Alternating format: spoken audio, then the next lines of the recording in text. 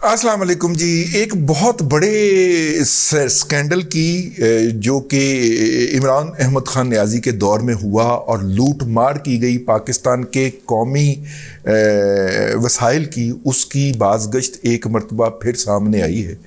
اور یہ لوٹ مار کی بازگشت اس لیے سامنے آئی ہے کہ جناب رضا باکر صاحب جو کہ سابق governor Pakistan state bank of Pakistan تھے، انہوں نے ایک کنسلٹنسی فرم جوائن کی ہے. اس کنسلٹنسی فرم نے ہیسکول ایک کمپنی ہے، اس کا انہوں نے اس کو مینج کرنا ہے. ڈیفالٹ ہو چکی ہوئی ہے وہ کمپنی کیا ہے؟ وہ کمپنی جو ہے، اگر آپ موٹر وے پہ چڑھے M2 خاص طور پہ سب سے پرانی موٹر وے جو ہے ہماری لاہور سے اسلام آباد والی، اس پہ چڑھیں تو اس کے اوپر پیٹرول پمپس کے جو لگے ہوئے ہیں وہ ہیسکول کے ہیں.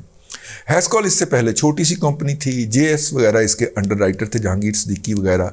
جہانگیر صدیقی نے ایک چھوٹا سا پروجیکٹ کیا تھا ایگریکلچر کے شعبے کے اندر، اور وہاں پہ مختلف جگہوں کے اوپر انہوں نے جو تھی وہ ون ونڈو ایگریکلچر کی کھولنے کا اعلان کیا تھا، جہاں پہ کھاد بھی ملے گی، دوائیاں بھی ملیں گی، ایک اچھا سا ڈپارٹمنٹل سٹور بھی ہوگا، پیٹرول پمپ بھی ہوگا. تو وہاں پہ جو پیٹرول پمپس لگے تھے وہ ہیسکول کے تھے، اور JS اس کے اندر میجر سٹیک ہولڈر تھا. لیکن جب ہیسکول ڈیفالٹ کی طرف جانے لگی تو انہوں نے اپنی شیئر ہولڈنگ سیل کر دی تھی.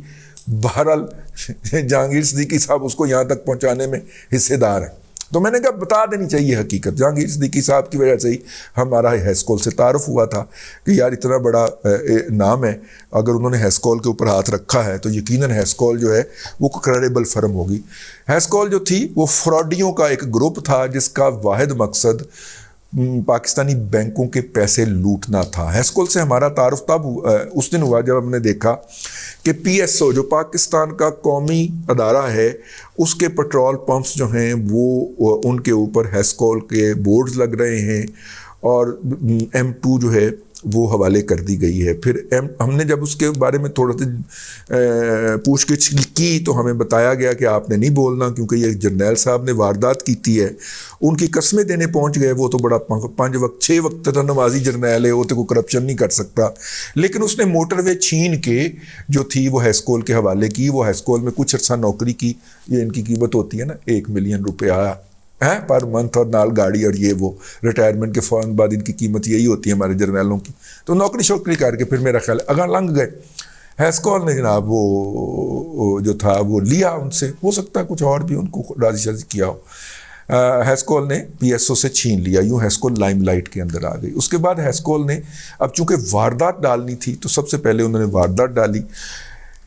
آن لائن انٹرویو کر کے اسد عمر صاحب نے ایک شخص کو نیشنل بینک کا صدر لگایا تھا جس کا نام تھا عارف عثمانی.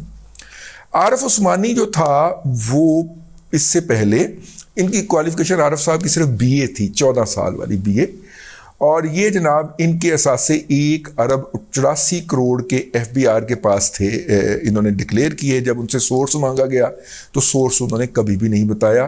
وہ FBR وہ نیشنل بینک کے صدر کے طور پہ جو ہوتا ہے اپنی ساری نوکری کر کے چلے گئے.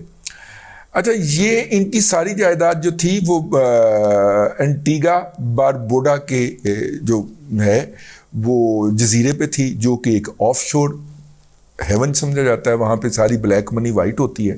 وہاں پہ تھی ان کی. FATF نے بھی اس کو جو ہے وہ ڈکلیئر کیا ہے. موصوف جو تھے اس سے پہلے اللہ آپ کا بھلا کرے یہ ایک جگہ کے اوپر منی لانڈرنگ میں پکڑے جا چکے تھے. کپتان کا ساتھی ہو، بھلے وہ عارف نقوی ہو، بھلے وہ عارف عثمانی ہو، اور وہ منی لانڈرنگ میں نہ پکڑا گیا ہو، ایسے نہیں ہو سکتا. ٹھیک ہے نا. اور یہ کسی دن آپ کو یہ بھی بتائے گا، یہ جنرل غلام عمر کا بیٹا اسد عمر بتائے گا آپ کو کہ یہ تو انہیں کس نے کہا تھا. جس نے کہا تھا کہ جا کے پائلٹس والا بیان دے دیو، یہ بھی بولے گا. ابھی چودھری غلام سرور بھی بولے گا کسی دن. یہ اسد عمر بھی آپ کو بتائے گا کہ کپتان نے کہا تھا کہ اس کو پوائنٹ کر دو. عارف عثمانی از اے نون کلپریٹ فار منی لانڈرنگ، اور آپ اس کو لا کے قومی بینک کا سربراہ لگا رہے ہیں. یہ ڈاکٹر ہما سیف صاحبہ ہیں، انہوں نے اس کے اوپر ایک تھریڈ لکھا ہے، اور وہ سارے ریسرچ اور ان کے خلاف جو کیس ویس ہیں اس کی ڈیٹیل ڈھونڈ کے لائی ہیں.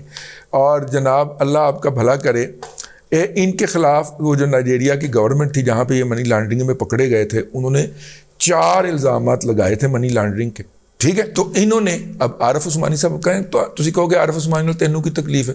عارف عثمانی سے مجھے یہ تکلیف ہے کہ انہوں نے ہیسکول کو 18 ارب روپے کا لون دیا. ہیسکول کے اندر میجر سٹیک ہولڈر انور مجید فرنٹ مین آصف علی زرداری، ٹھیک ہے. بھائی جڑا فائر کی رینج میں آئے گا وہ تو مارا جائے گا. آصف علی زرداری کے فرنٹ مین وہ شوگر ملوں والے کیس کے اندر پچھلے دنوں اندر بھی ہو کے آئے. تو انور مجید صاحب وہ گپلے سے گول مٹول سے یہ صاحب ہے، یہ سمدھی بھی ہیں شوکت ترین کے. تو شوکت ترین صاحب فائنانس منسٹر، ٹھیک ہے، اور انور مجید کے کہنے کے اوپر 16 ارب کا لون، یہ 60 ارب روپے کا ڈیفالٹ تھا. پاکستان کا پورا بینکنگ سیکٹر ایک دفعہ اس نے نیچے لگایا تھا، ٹھیک ہے. ہیسکول نے پہلے موٹر وے چھینی پی ایس او سے. دوسری چلاکی انہوں نے یہ کی کہ اپنا فائنانشل ہیڈ آفس اٹھا کے شارجہ لے گئے. یعنی جب آپ کے فائنانس تک ایف بی آر کی رسائی نہیں ہے، آپ وہاں پہ بیٹھ کے جو مرضی کاغذ لکھ کے بھیجتے، اور وہاں پہ جا کے انہوں نے ڈیفالٹ ڈکلیئر کر دی. لاسز پلس ڈیفالٹ ڈکلیئر کر کے سائڈ پہ ہو گئے.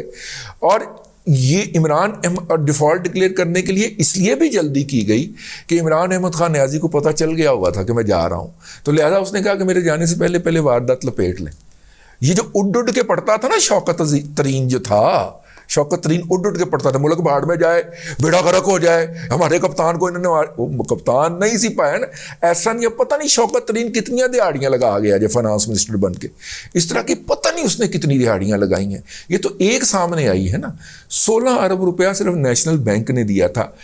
ہو سکتا ہے شوکت ترین کے اس نے اپنا بینک جو بعد میں میرا خیال بیچ دیا اس میں سے بھی کچھ دلوایا ہو، باقیوں کے لیے بھی لابنگ کی ہو. 60 ارب روپیہ پاکستان کے بینکنگ سیکٹر نے ایک ہی ادارے کو فائنانس کر دی جس کا نام تھا ہیسکول. ہیسکول نے یہ قرض ورز لینے کے بعد M2 سمیٹنے کے بعد اپنا پیسہ اٹھایا اور چلا گیا شارجہ. وہاں پہ سارا ہیڈ آفس اس نے جا کے کھول لیا، اور وہاں سے اس نے پہلے لاس شو کیا 2 سال، اس کے بعد ڈیفالٹ ڈکلیئر کر دیا، اور بینکوں نے اب ان کے قرضے کے اوپر لکیر پھیر دی کہ کمپنی ڈیفالٹ ہو گئی، اب کیا کر سکتے ہیں. ایک عدالت نے اوپر سے عدالتیں ہوئی تو پھر اگر شاہ رخ جتوئی کے قاتل کو ٹرک لے کے معاف کیا جا سکتا تو یہ تو پھر کچھ بھی نہیں تھا. تو عدالت نے فوری طور پہ لائن پھیر دی. لاڈلے کا فائنانس منسٹر کا مسئلہ تھا. اب جناب جو ہے اللہ آپ کا بھلا کرے، اس کے بعد کیا ہوتا ہے؟ اس کے بعد یہ ہوتا ہے کہ اب رضا باکر صاحب جو ہیں انہوں نے ایک ایڈوائزری کمپنی جوائن کی ہے، A&M کے نام سے ہے. اس کا بڑا الٹا سیدھا سا نام ہے لیکن ایبریویشن پہ گزارا کرے. A&M ایڈوائزری کمپنی جوائن کر لی ہے. وہ A&M ایڈوائزری کمپنی کون ہے؟ فائنانس منسٹر شوکت ترین، گورنر اسٹیٹ بینک رضا باکر. اب رضا باکر گھوم کے آیا ہے، اس نے ایک ایڈوائزری کمپنی جوائن کی ہے. رضا باکر نے دنیا کی ٹاپ 4 فرم کے اندر جو یہ اکاؤنٹنگ فرم ہوتی ہیں اس کے اندر انٹرویو بھی دیا ہے. ایک فرم کے اندر جو انٹرویو دیا ہے اس کی اطلاعات ہم تک بھی پہنچی تھیں، ٹھیک ہے. تو لیکن وہاں پہ کہیں پہ ان کو نوکری کے قابل نہیں سمجھا گیا. یہ رضا باکر صاحب وہ ہیں جن کو باجوہ صاحب نے کہا تھا کہ بیٹا، یہ مصر گئے تھے باجوہ صاحب، وہاں پہ وہ احرام مصر کے سائے میں بیٹھے ڈنر کر رہے تھے، وہاں کے سفیر نے ڈنر دیا ہوا تھا، تو وہاں پہ رضا باکر صاحب بھی آئے ہوئے تھے کیونکہ یہ کنٹری ہیڈ تھے IMF کے وہاں پہ. تو انہوں نے باجوہ صاحب نے کہا بیٹا بیگ پیک کرو اور آ جاؤ، اور آ کے ان کو گورنر اسٹیٹ بینک لگا دیا تھا. ہم اس وقت بھی ریکارڈ کے اوپر ہیں، اپنے دادا پوتا شو کے اندر ہم بتاتے رہے کہ یہ رضا باکر جو ہے یہ عمران احمد خان نیازی کی چوائس نہیں ہے، اس کو باجوہ صاحب لے کے آئے ہیں کیونکہ باجوہ ڈاکٹرائن چل رہا تھا. تو ان کے اوپر یہ ان کے نام پہ نہ جائیے گا، رضا باکر جو ہے وہ اہل تشیع نہیں ہے، ٹھیک ہے. آہو 1974 والے وہ کارتک کا پتہ گلبرگ رہنے ہوں سر، ٹھیک ہے. ساری تحقیقات کیا ہے، یہ بچپن میں جا کے جن کے ساتھ کھیلے ہوئے ہیں ان کے ساتھ ان سے ہم نے تحقیق کی ساری، تو پھر وہ پتہ چلا کہ یہ وہ والے ہیں 74 والے ہیں. تو خیر جناب رضا باکر صاحب نے وہ کمپنی جوائن کر لی ہے جو کہ ری ویمپ اور ریہیبلیٹیٹ کرے گی ہیسکول. پہنچی وہیں پہ خاک جہاں کا خمیر تھا. عدالت نے اس کے اوپر ایڈمنسٹریٹر بٹھا دیا ہوا ہے کمپنی کے اوپر, جو ان کو یقیناً اس لوٹ مار کو فیسیلیٹیٹ کر رہا ہوگا اور کرے گا.